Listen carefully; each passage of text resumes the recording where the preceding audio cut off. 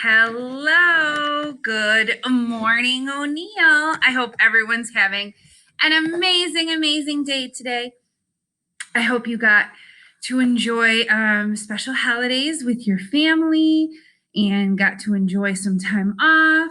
There's a tiny little bit of snow on the ground, so maybe you were able to play a little bit in that. But it is, it's back to work time for me. And I'm here at school because my internet is horrible at home. So I totally understand how you're feeling because my son and daughter are online. My husband's also a teacher and he's doing things online. And when I try to do these videos, man, it sucks all our internet dry. So I'm back at school. I'm having fun. It's a little bit of creepy because I'm like the only person here in the building, but it's okay. It's a safe, happy, wonderful place, and I can't wait for you to be able to come back. I'm hanging out in Miss Goronsky's room today because it's bright and colorful in here. So that's where we are today. All right. So we are on chapter 21, Ravi. Let's go ahead and get started. But do you remember what happened before we left off? Remember, Joe yelled to Ravi, "Duck!" while they were playing softball and when Dylan was pitching? Oh, I wonder what's going to happen. Oh, let's find out. Okay. Oh, I like that. Be the nice kid. Exactly. That's right. Oh, that's right. Right there. Be the nice kid. Uh-oh. I don't think Dylan is being the nice kid. So let's find out what happens. Okie doke. Ravi. Coach Victorine comes rushing over to help me. "Get the first aid kit," he yells. Everyone crowds around. I check myself, but nothing is broken. There is no blood, just a painful spot on my shoulder where the ball struck me. A terrible thought suddenly occurs to me.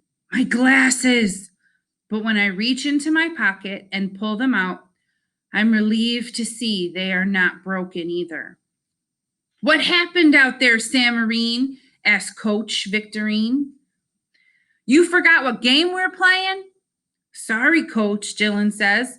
"The ball must have been wet or something. I just got away from me. I didn't mean to hit him. Honest."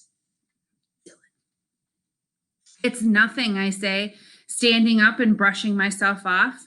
"Please, can I bat again?" But Coach Victorine won't allow it. "How about you take your young friend here down to the nurse's office so she can look him over?" He tells Dylan. "We don't want to take any chances." As Dylan and I walk to the nurse's office, it seems I do most of the talking. I have so much I want to say.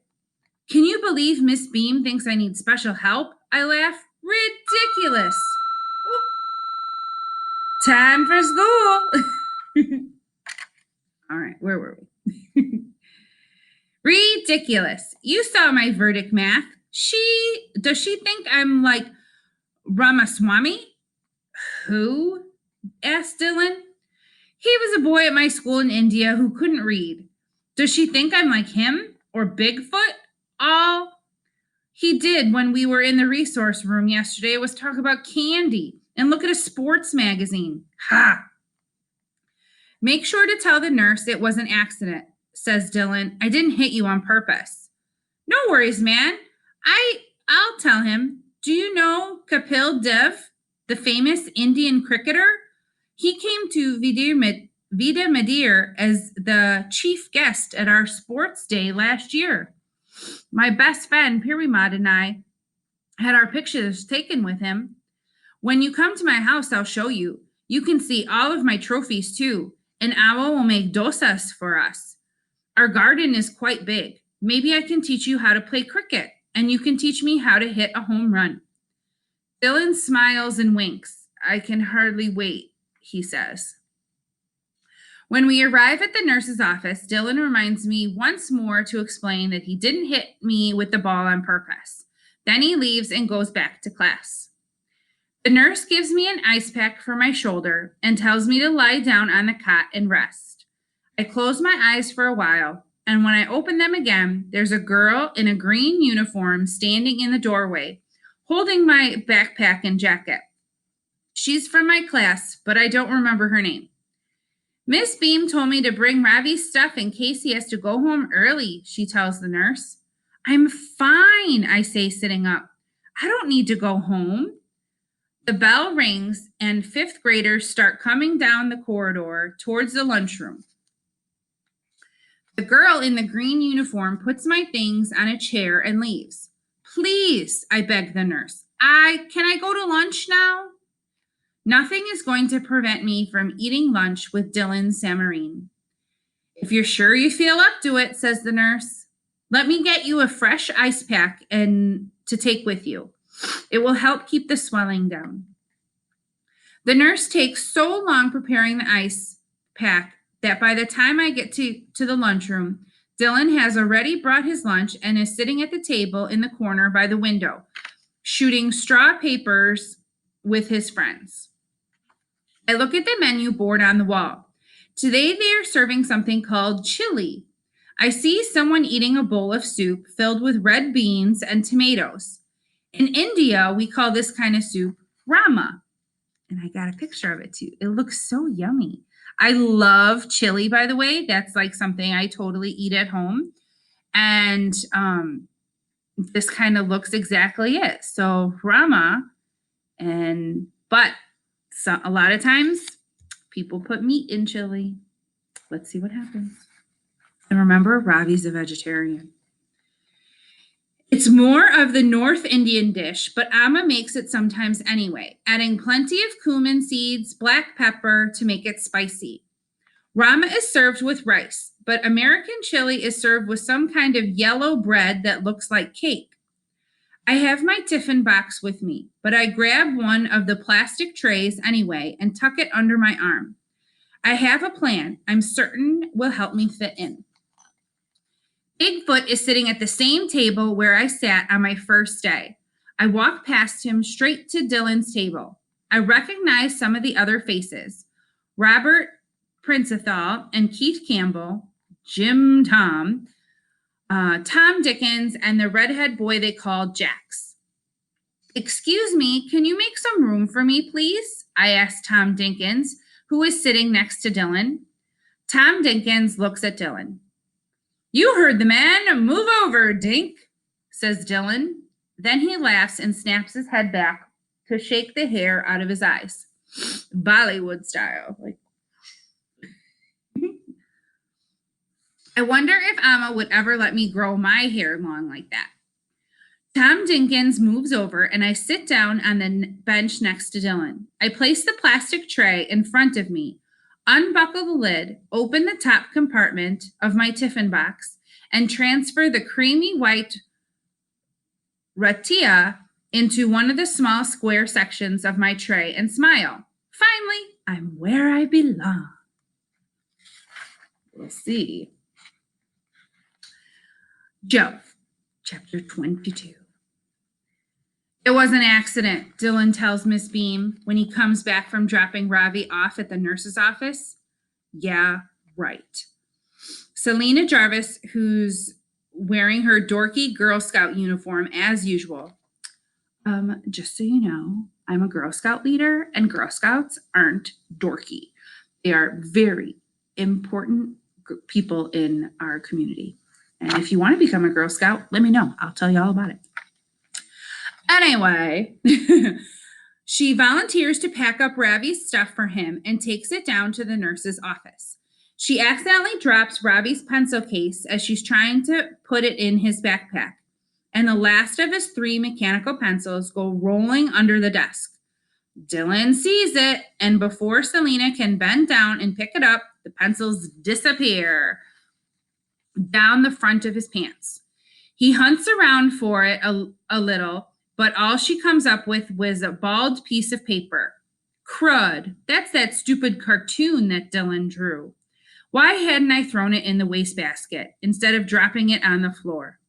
Before I can do anything about it, Selena tosses the crumpled up cartoon into Robbie's backpack and zips it closed.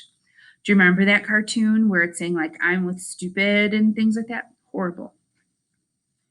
2 seconds later, she's out the door and on her way down to the nurse's office.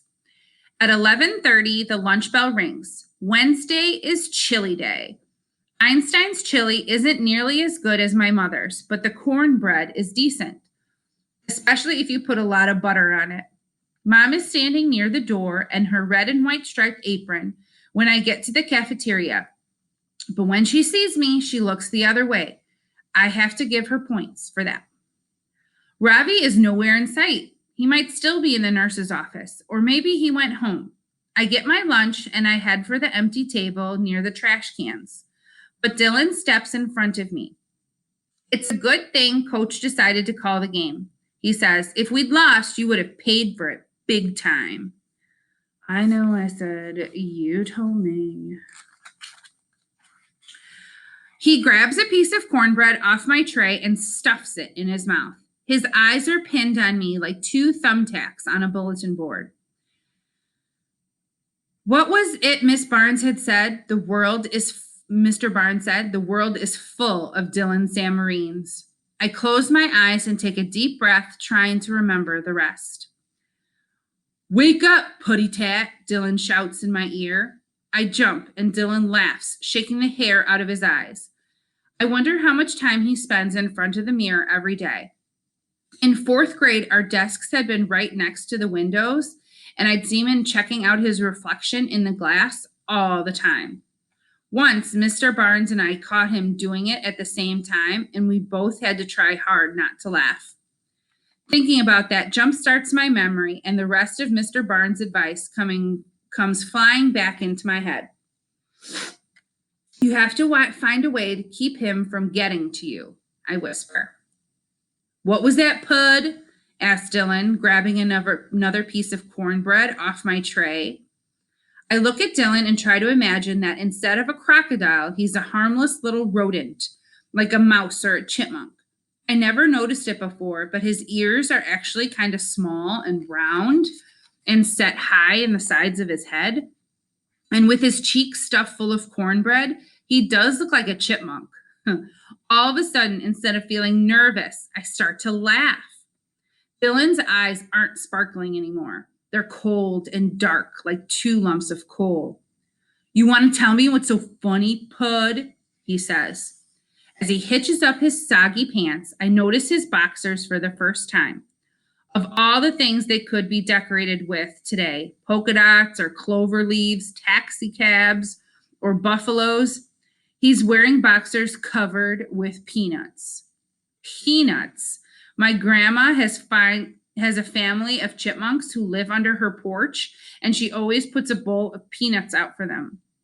Dylan Samarine the crocodile turned chipmunk, standing there in his peanut boxers with his cheeks full of cornbread, pushes me right over the edge, and I totally lose it.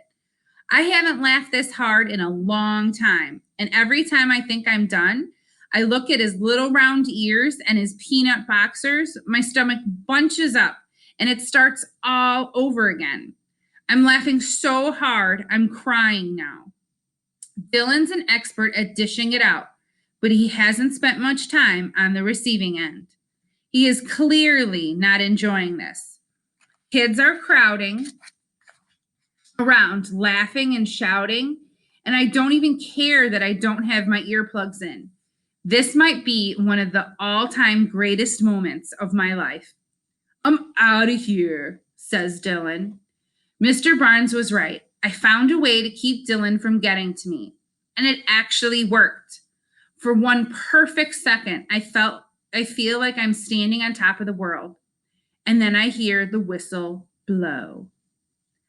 Break it up, my mom says, pushing her way through the crowd of kids. What's going on here? Joey, are you okay? When Dylan hears her voice, he turns around. His eyes are sparkling again. Poor Joey, he says. Here comes Mommy to save her little baby. Or maybe she needs to change her poopy diaper. Dylan looks like he's his old self again. He grins at me, shakes his hair out of his eyes, and walks away. So much for being on top of the world. I should have known it wouldn't last. Once a zebra, always a zebra.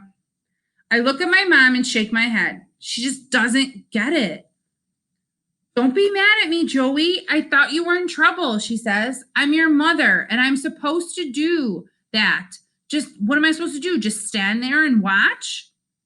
No, I said. You're not supposed to be here at all.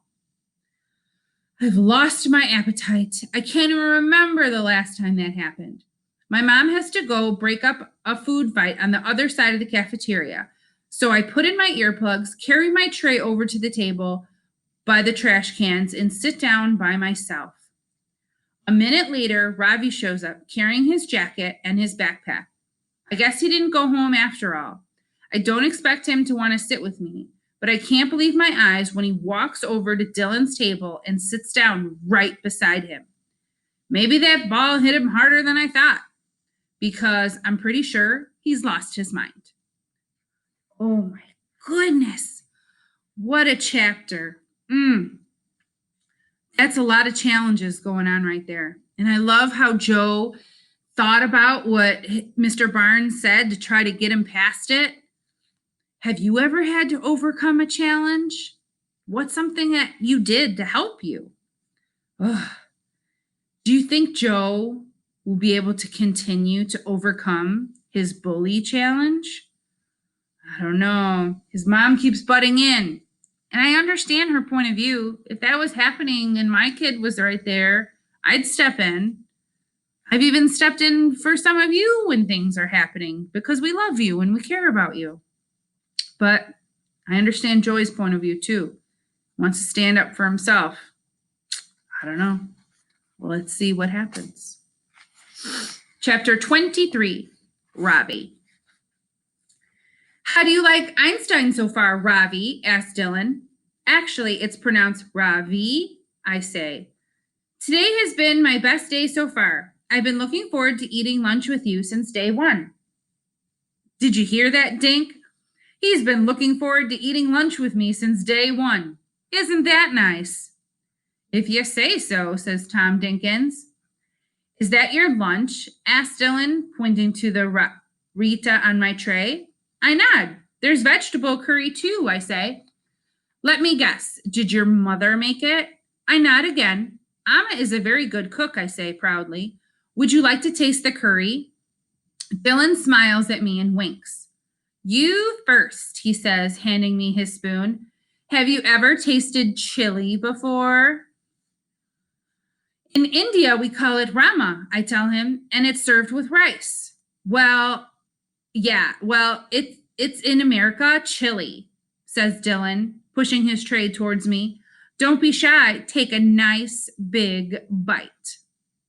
I dip a spoon in the chili and put it in my mouth. It tastes horrible.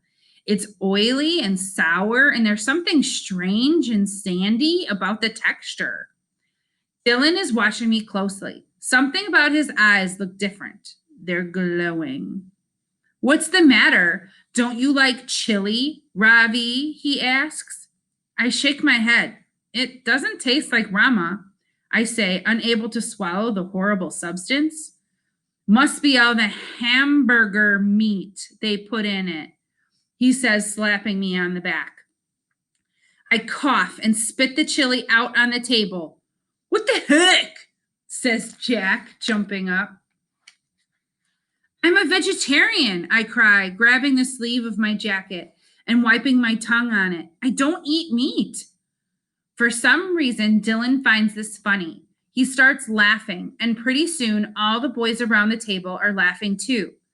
I don't think it's funny. Amma would cry if she knew. And Parima, I don't even want to think about what she would say.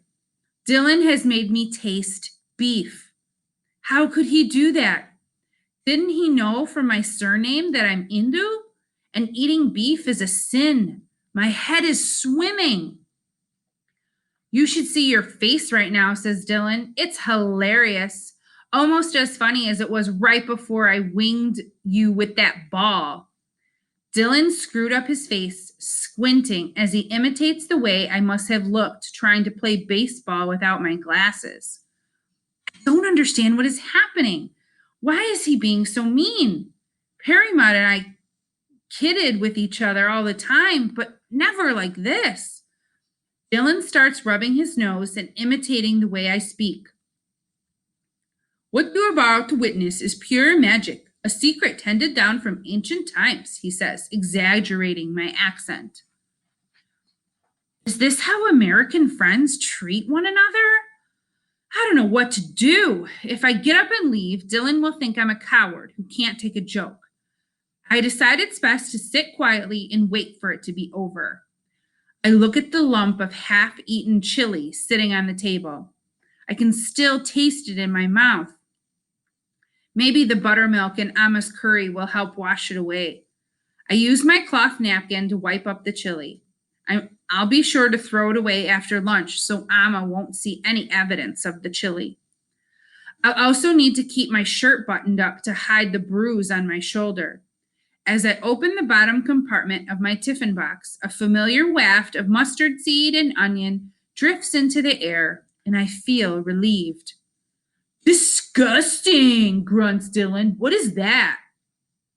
I dip my spoon into the rice, scoop up some, and hold it out to him. It's vegetable curry with okra and chickpeas. I say, do you want to taste it? He looks at me weirdly. Dude, are you kidding? He says, and slaps the spoon out of my hand. Do you think I want to stink like you, curry head? He says, you've been stinking up the place ever since you got here. I have to hold my nose whenever you walk by. We all do, right? Tom Dinkins laugh. You got that right, Dill, he says, waving his hand in front of his nose. I can't believe my ears. Is this really what Dylan thinks of me? What they all think? That I smell? How is this even possible when I take 2 showers a day, sometimes 3? If I smell of anything, it would be sandalwood soap and coconut oil. Dylan winks at me and grins. He doesn't look like a movie star anymore. His crooked teeth and beady eyes remind me of Sankti Kapoor, the most notorious villain in Bollywood. All of this time, I've been assuming Dylan wanted to be my friend, but I couldn't have been more wrong. I bet his mother stinks of curry too, shouts Dylan over the laughter. Everybody in the neighborhood does. My face burns and my legs are shaking like they're having a fit.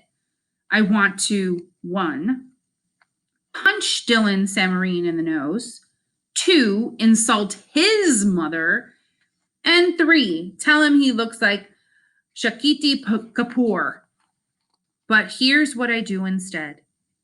I pick up my glasses and rub my nose. 2, I pick up my things. 3, I run away as fast as I can. Dylan doesn't bother to follow me. I can hear him laughing his head off and slapping his sides. Come back, curryhead, he shouts. But just as I run, like I'm running for my life. Oh, that's horrible. I love curry. Oh my goodness. Oh, curry is a wonderful spice and it has so many awesome flavors. Oh, I can't believe it. Well, in all of our different foods, things that you eat and maybe your neighbor eats or your friends eat have different flavors that are fun and interesting. Can't believe he's making fun of them for that. Ugh, why do you think Dylan is so mean? I don't know why. How does a person become that mean? I don't know. Ugh. What do you think is going to happen? I want you to make a prediction. That's what we're going to be talking about today. Predictions. Predictions mean, taking all the information you have and thinking about what's going to happen in the future. You can do that in our stories. You can do that in your real life. Anytime a prediction is taking not just like a guess, like, oh, I think this is going to happen.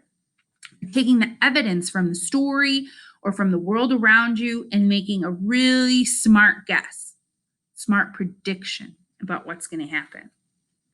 So, what will Ravi do to Dylan to get back at him? Do you think he'll get back at him at all?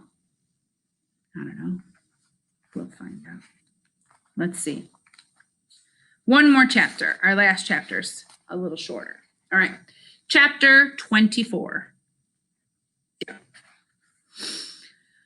I don't know exactly what happened. All I know is that, there's 2 chapters in there. All I know is that 1 minute, Ravi is sitting at the table next to Dylan, and the next minute, he is running out of the cafeteria so fast, those white shoes of his are flying like a blizzard in the snow globe. Come back, Curryhead, Dylan shouts. I could have told Ravi not to sit at that table. I could have told him that it's only a matter of time before Dylan would come up with a mean nickname for him, too. Ravi thinks I'm dumb, and I'm pretty sure he thinks I'm the one who tripped him. But I can't help it. I feel sorry for him. It's not easy being a zebra. In fact, it sucks. All right, chapter 25, Ravi. So here I am in the boys' bathroom. It's the only place I could think of to go. After I wash my face and rinse my mouth, I look in the mirror and don't even recognize my own face. No one has ever humiliated me like that before. I thought Dylan Samarine wanted to be my friend. Luckily, no one else is here, and all 3 cubicles are empty. So remember when we are in the bathrooms here at school and there's kind of like a little wall in between them? Also, the word cubicle can be for like an office where people have tiny little walls in between their desks. That is cubicle. I hang my backpack and jacket on the hook, pull down one of the toilet seats, and sit down, clutching my tiffin box tightly to my chest. Everything has changed. I am no longer the person I was before. I am Curryhead now. Curryhead has no friends and can't speak English. Curryhead who smells bad and doesn't know how to do math or play baseball. At Vida Madeir, I was like Dylan Samarine, a popular boy who everyone wanted to sit with at lunchtime. Now I'm sitting on the toilet in the boys' bathroom, hiding from a bully. I think about Ramaswamy and how I teased him about his big belly, laughing when Mr. Das whipped him with a neem twig. Suddenly it dawns on me. I am the Ramaswamy of Albert Einstein Elementary School. Curryhead, a loser and a butt of the joke. It seems I'm getting a taste of my own medicine. There we go. That's another idiom. Taste of my own medicine. He's not actually taking medicine, but he's learning a lesson. And that's kind of what that medicine means. He's learning that how he treated Ramaswamy is exactly how he's being treated right now, and realizes that was really unkind and hurtful. So we'll see. All right, tomorrow we will read Macaroni and Cheese and see what happens to our characters. Oh my goodness. We are more than, there we go. We're about halfway. I love it. I hope you're loving it too. And I hope you have a marvelous Monday.